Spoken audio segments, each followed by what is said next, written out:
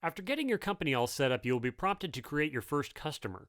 I would suggest using your personal information for this so you can see how your customers will be experiencing emails and texts that you will be sending to them. If you prefer a more streamlined interface, optional fields that can be removed are service account number and tax exemption number. However, for the purpose of this demonstration, I have turned all available fields on so we can go through them one by one. This is what the new customer interface would look like in its simplest form. Okay, so let's create your first customer with all the available options. The first two fields are company name and servicer account number. This would be for creating a customer that is a company or a corporation, for example, a property management company or a corporation that you provide warranty support for.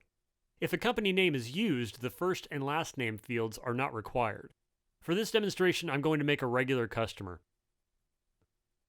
After you have all that set, you can use the display name drop-down list to select one of the suggestion variations or enter whatever you want. You will need to collect at least one phone number, but there is also a field for collecting a secondary contact number for the customer. Next, we will enter the address. If a customer is a company, this will be the company's mailing address. In order for the service node mapping system to work, we need to get the location details. So select a geocode option from the drop-down menu. In certain rare cases, such as new home construction, a customer's exact address may not be listed. Choose the option that best fits the address. Once the location has been successfully geocoded, the map will display the customer's location. And if there was some variation in the address, you could make corrections in the fields that have appeared below. You may also add a unit number now if there is one. If you would like, you may add an email address to send appointment confirmations. However, this is not required for customer creation, and an email address can be added while at the job location. Then we have payment terms. COD or cash on delivery is set by default. However, you may also set net 10, 15, 30, or 60 days. This will affect due notifications on the bottom of your invoices and also provide tracking of accounts receivable for this customer.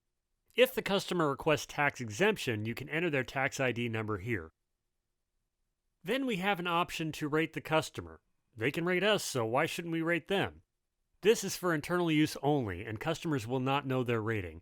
However, it is sometimes helpful to note if a customer should be treated with greater caution, or if you've decided not to service them for poor payment history or some other issue.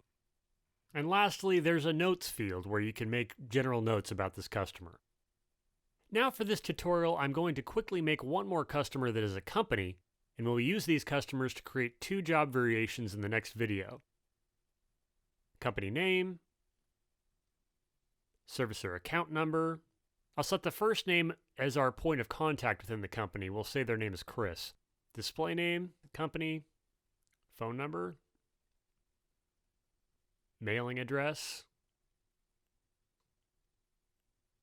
email, and I'll set payment terms to net 30, and we'll set them as an excellent customer. Feel free to play with this as much as you want, and when you're done, you can always delete the experimental customers as long as there are no financial transactions associated with that customer. I'll go into more detail on that in the Service Node Jobs video. And remember, if you have any questions, I'm always available through the contact link at the base of the page.